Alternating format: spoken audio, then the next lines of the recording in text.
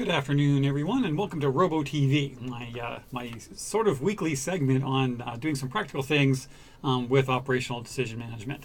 This week, we are going to be talking about project security using the decision management console.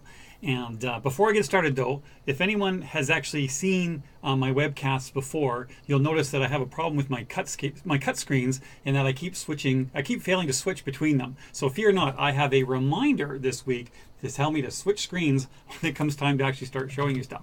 So that's good. Now, what I'm going to talk about today, and hang on a second, I'm going to end a distraction on my screen here. What I'm going to be talking about today is user security using the business console in operational decision management. It's a relatively new feature.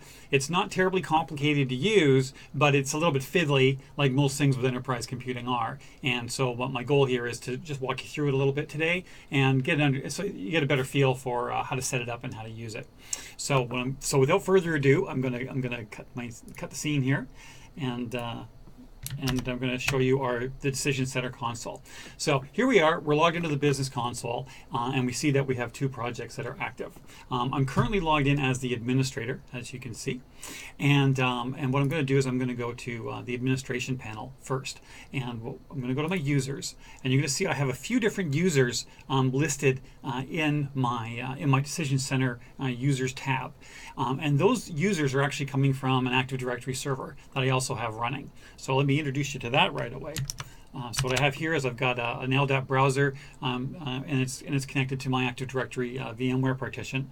You can see for any Active Directory administrators out there, you'll see some very familiar groups. What I've done is I've created an organizational unit called ODM, and I have groups and users underneath that category.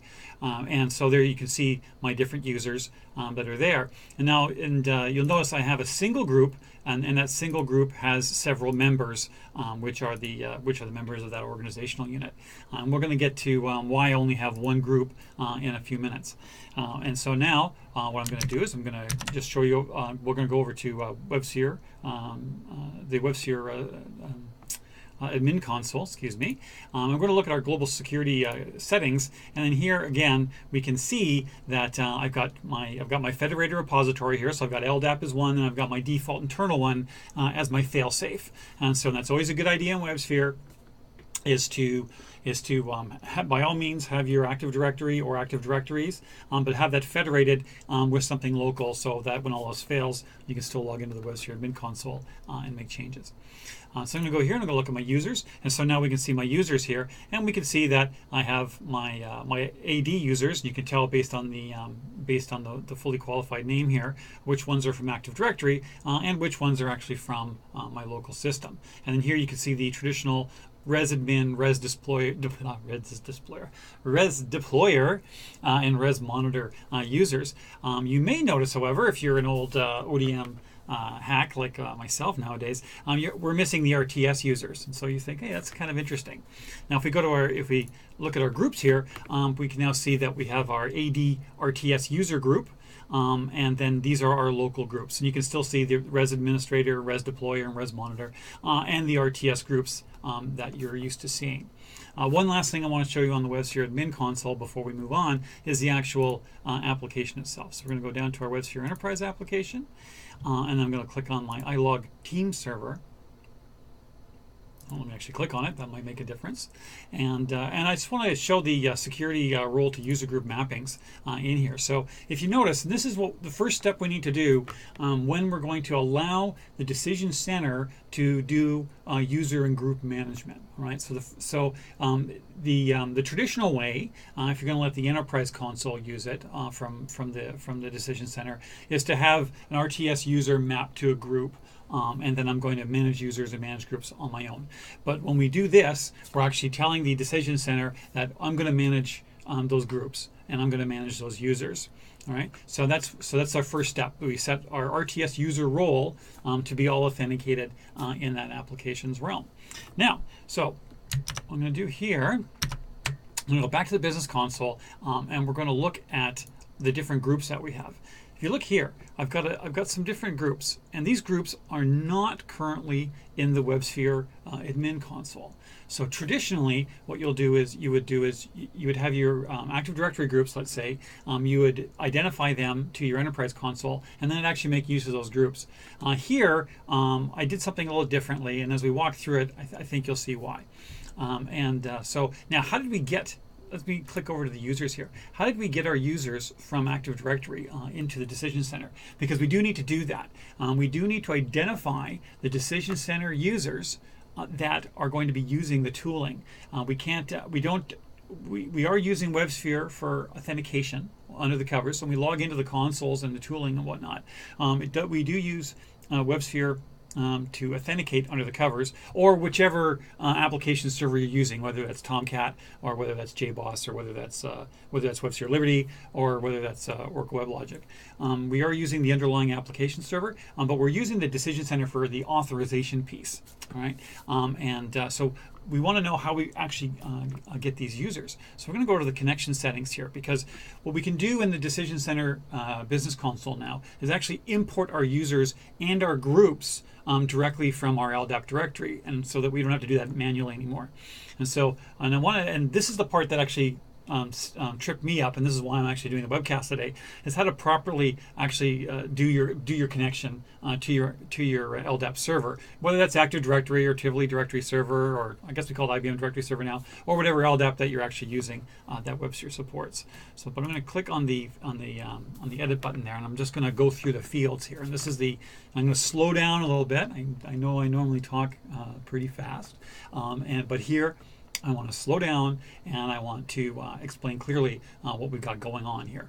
The first thing, of course, is the LDAP URL, and that's the URL to my Active Directory server. And then I'm going to be this is my connection distinguished name. So this is nothing new if you're an LDAP person. So and then this is the connection password. So this is exactly the same actually as WebSphere Security, where you have a bind user that binds to LDAP that is allowed to do lookups on your LDAP directory. For some, that can be an anonymous user. For most, it likely isn't. And so that's what that's for. So this should be familiar. Now we get down to what the specifics for the Decision Console. So the first thing it wants to know where to start looking for the users and groups that you want to import into the Decision Center. And so you notice here my group base is that one right there. OU equals ODM, and then DC equals Robolab, DC equals IBM, DC equals CA. So let's go to our this is our directory browser, and then we can see that this is the particular organizational unit where my groups actually sit. Okay, so you notice that my organizational unit equals ODM. And I go back here, and that lines up with this, and then the rest of it is is basically my domain name. So this is the root of where I'm going to search for the groups with the users that are going to be identified to the Decision Center console. And I go back here. So the group search filter now is the attribute in LDAP that identifies the members of the groups that I'm looking for the users for. I hope that made sense. So let me point that out. So this is the group search filter there. It's member. If I go back to my Active Directory browser and I go look at my single group here, this is the attribute that I'm lining up with. So what I'm saying is I'm saying look for all the groups, or actually it says what it means is that a group, I know a group is a group because it has members in it. That's basically what this setting is saying. So my group search filter is member. So it's going to go through everything under OU equals ODM. It's going to look at my groups. It's going to look at my users, and any other subtrees that I have under here. And for every leaf node or whatever, it's going to look for the attribute named member. And when it sees that, it's going to go, I've got a group. Okay, does that make sense? I hope so. It sounds a little funny, and actually development is going to make some changes to make that a little more user-friendly later on in the year. But for now, this is how it works. So when I say member, it says I'm going to look for everything under the search base, and anything with a member attribute must be a group. Okay, and then how do I know what that group's name is? I'm going to use the group name attribute. And if I go back here, that's this one right here. So I could have used SAM account name for AD, right? It's Active Directory, but I just chose to use name. So this is how it knows what the group name is to display in the Decision Center console. All right, and then the last attribute here is the user name attribute. So it wants to know out of what the you know, how do I display the usernames? What's the attribute that I use in order to do that? And that's the SAM. What did I say again? It's the SAM account name. So if I go to, you know, user Bob here, and I scroll down, there's my SAM account name. So that is how I do my LDAP connection. And again, this is what actually got me kind of mixed up. And so I want to spend a bit more time on that. So once I have the connection settings done correctly, then what I can do is I can go to something like groups. Actually, what I do is I skip groups, and I'll explain that in a second. I'm going to go to users, and then you click this button here, and that's actually going to import the users from your LDAP server. And so if I click here, and then there's that particular group, and then here's all the users. So that's actually done a lookup to my LDAP directory. It's found a group called AD RTS users by virtue of the fact it has members in it, and then those are the members of that group. And then what I did, and I've already done this, is I selected all of them and I imported them as users. And now those users, which I use to log in to WebSphere in the first place, or where WebSphere security authenticates me, this is now the users that are allowed access to the business console. All right, so now you'll notice I didn't actually import any groups, and I only specified one group here in Active Directory of my ODM users. And the reason for that is because when I come here, for every group that I add, it's going to add that group to the Decision Center database. So it really doesn't matter how many groups in Active Directory you have or in your LDAP directory. Once I bring them in here, it's going to create a group entry for that anyway. And then if I'm being strict about my group names, then I really have no flexibility. And what I mean by flexibility is basically how can I do project by project security if I'm only using one set of groups, for example. And touching on that, I'm going to come here, and you'll notice I have a couple of projects, and I have my bonus points project and I have my MDM project. And I don't have my MDM project enforced right now, but it's easy enough to do. Here I'm saying the groups that have access are bonus points config, bonus points config admin, bonus points read only, and bonus points user. So I created 4 groups specifically for the bonus points project. All right. If I wanted to now, I could create 4 new groups for my MDM project, and I could completely restrict who has access to my MDM project and who has access to my bonus points project. I may or may not want to do that. I may want to just create some generic groups and then have all those groups assigned to all the projects, and that's fine. You can do that. But if you want to do a bit more control, then you really want to have more control over your groups. And so there's no need to actually create all these groups in Active Directory. What you just basically need is a list of all the users that will have access to the Decision Console, which is what I did. I'm not going to call that a best practice. I think I'm going to call it a fairly good practice. It saves you from having to deal with your Active Directory administrators. That can be a bit of a chore sometimes. I'm not saying for whom, but it could be. And in which case, you basically you want to sign up in Active Directory for one group that contains all the possible users in ODM, and then I import those users and I create my own groups. Those groups will not get reflected back into Active Directory. Those are maintained by the Decision Center itself, and then I have more control. I can control on a project by project basis, or on a grouping of projects, or whatever kind of scheme I want to come up with. And it's a bit easier to manage because it basically eliminates an administrative step having to deal with Active Directory. So that's what we have here. Now, what I want to for the next step of the security walkthrough, I want to talk about why these groups are the way they are. And that has to do with the actual decision or ODM roles. So I'm going to go back to my console here, and we can look at the specific roles that we have. We do have 4 defined roles for the decision center, or the iLog rule team server, as it used to be called. And the only three that matter once things are installed is RTS user, RTS administrator, and RTS config manager. Beyond the initial installing of the decision center consoles, the RTS installer role is not used, and so there's only three roles left. And what do those three roles do? Well, the RTS user is general purpose access to the decision center functions. And then the RTS config manager is everything that the RTS user has, plus the ability to deploy projects. Okay, and that's it. There's nothing else special with the config manager. The RTS user cannot deploy projects to the rule execution server. A config manager can. All right, and then of course the RTS administrator, which is the administrative user, which has access to everything. So in reality, if I'm not without the administrative role, there are only two roles within Decision Center that have any meaning: the RTS user and the RTS config manager.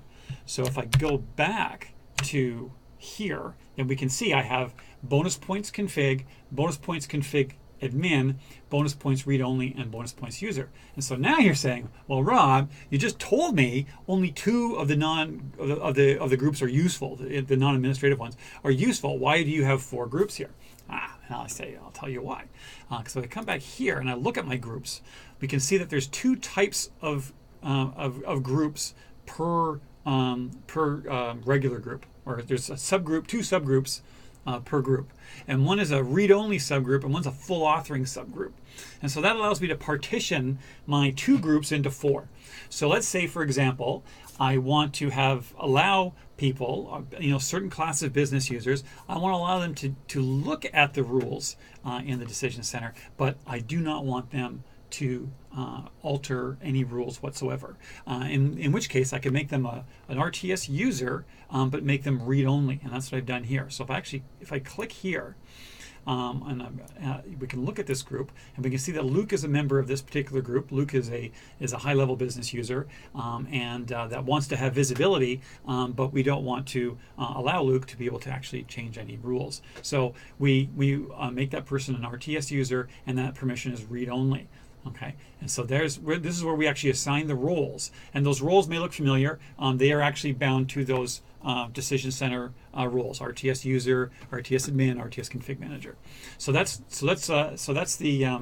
the read-only RTS user group, and then we have the regular group. And these members here, Kathy and Tony, they are actually expected to make rule changes, and they'll have tasks assigned to them from managers and things like that. Similarly, let's say we have a person whose job it is to actually deploy the rule projects to the rule execution servers, but we don't want to give them authority to actually make any changes to the deployment settings. Well, then that's what the bonus points config and config admin is for. So if we click on edit here, we can see that the role here is config manager, and the permissions are read only, and then Mark has that capability. And then again with the config admin, then we have full authoring capability. So again, this allows users to actually be able to make changes. And so let's have a quick peek at this really quick here. So I'm going to log out as my admin user, and then I'm going to log in as Chuck. So we're going to log in. So now we're logged in as Chuck. We're going to go into the bonus points project. We're going to the initial release, and then we'll click on deployments, and then we can actually see that Chuck is here with the best points the best points app. Excuse me. And now we're going to log off as Chuck, and then we're going to log in as Mark. Log in, and then we're going to look at my initial release. We're going to look at my deployments, and you can see here too, Mark can deploy, but Mark can't edit the actual deployment. So that's a restriction because Mark is a read-only config manager. And now we're going to log off as Mark, and we're going to log in as Kathy. So I'm going to log in there, and then we're going to go to my initial release. and then and we go to the deployments, and you'll notice not only can we not deploy, we can't even see the deployment in the Decision Center console. So those are our different roles. So now, what you may be thinking is, it's like, well, hang on a second here. There's a lot of other things that I can see that users can do. For example, Kathy here can merge different branches back into the main branch. We're not going to get into a discussion about branches today, but you may not want users to be able to do that. You may want to have a specific user that's allowed to actually merge things from the different releases back into the main branch of your projects. And what the Decision Center Business Console doesn't currently allow you to do is make those kind of changes, make those kind of fine grain changes. But if you find that you do need that, then you can still use the Enterprise Console fine grain permissions in order to be able to do that. So for example, if I look at my bonus points config here, I click on the permissions here, and then there's no permissions, full authoring, or custom, where they're defined in the Enterprise Console. And so for those of you who are familiar with the Decision Center Enterprise Console, they're right here. So I just clicked over to the Enterprise Console, and this is the traditional team server console. More and more functionality is getting moved into the more business-friendly business console, but there are still some things within ODM that remain here, and one of those is these fine-grained permissions. So I'm going to click on Configure here for my. Oh, hang on, let me just a sec. I logged in and out a few times, and that made the cookie stale on this one. So I'm going to click on that. So I refresh the browser, and I click there, and I'm going to click on Configure. And now, if I want to edit the permissions for this project, I can do that. Or actually, not this project, but for any groups. And if you notice here are the different groups that I created in the Decision Center Business Console. They get created in the Decision Center database, and then if I want, I can override the coarse grain permissions from the Decision Center Business Console here in the Enterprise Console. So if I want to get into all the different types of permissions that are available and that some enterprise users will be familiar with, I can do that here. And as we know, this isn't one of these things that are complicated. It's just that access control can be very fiddly.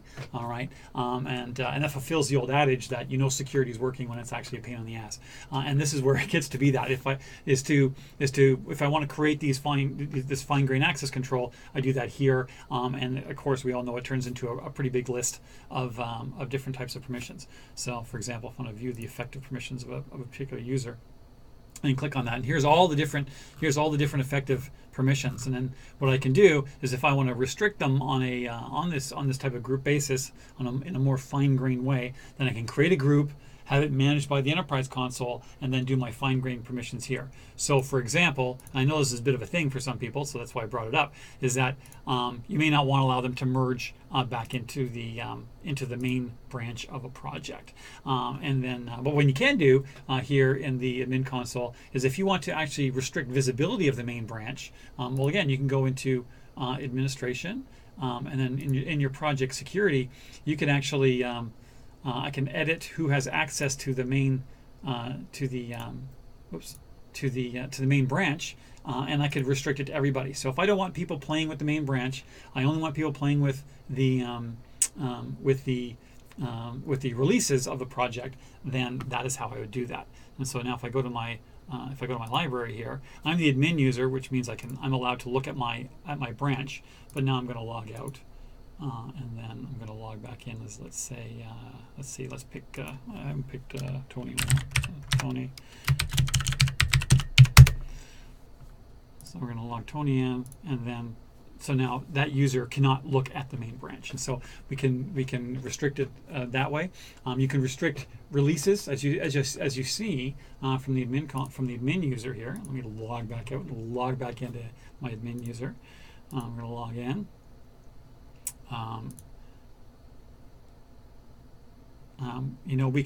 We can actually, every release can have a certain level of enforcement on it.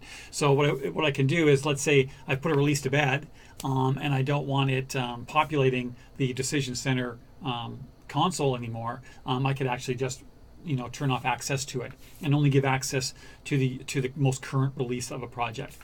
So there's there's certain things that I can do there. So anyway, that is my walkthrough. I'm at 125 or 25 minutes into the webcast, so I didn't want to go longer than 30 minutes. So I hope you found this useful and informative. And again, you can see it's not complicated. It's just a little bit, getting your connection is the fiddliest thing. And this is what gave me a problem for a couple of hours when I first tried to do it. And then with a bit of help from the lab, thank you very much, and an LDAP browser to make sure my attributes were correct, it was pretty straightforward to figure out. All right, so thanks very much for watching today, and we'll see you next time. I think next time what I'm going to do is actually go through a release itself and making changes to the rules. That'll be a lot of fun. Okay, thank you very much. Take care. Have a great day. Bye now. And I'm still here. I don't have a cutscene without me in it, so I'm just going to shut the stream off. Thank you. Thank you very much. Take care. Have a great day. Bye now.